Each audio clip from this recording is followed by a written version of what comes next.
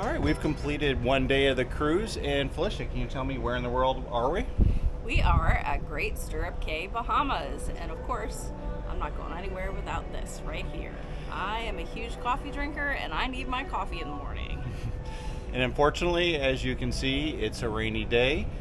Suppose I just checked the forecast. It's going to be that way the whole time we're here. Nothing too bad, and we plan on getting a little bit wet anyway, so we'll see how the day goes.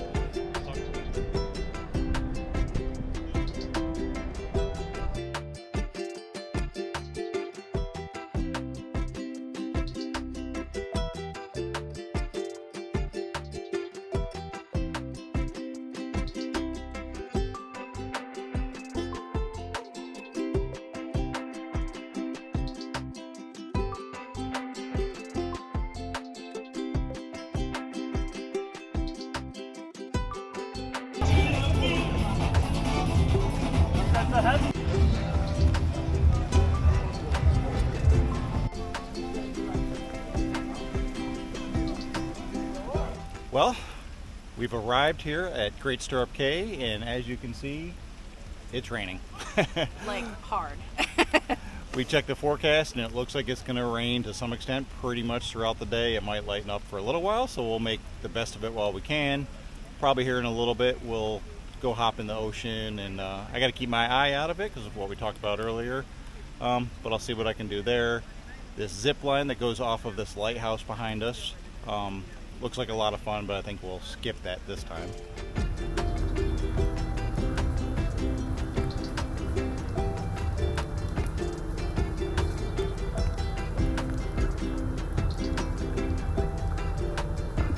Yep.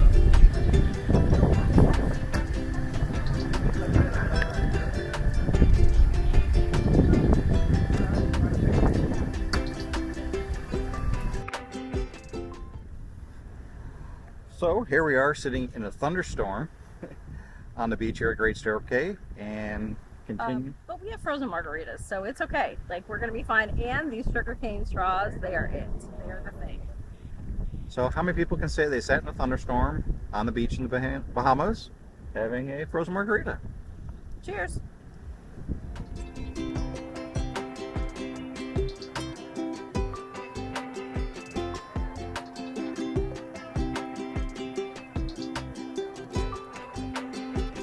Well, a couple hours in and it's still raining. Like we said, it's probably going to rain for the rest of the day. So while we figure out what to do with the rest of our day, we figured we'd share with you a little bit about what we learned of the history of this island.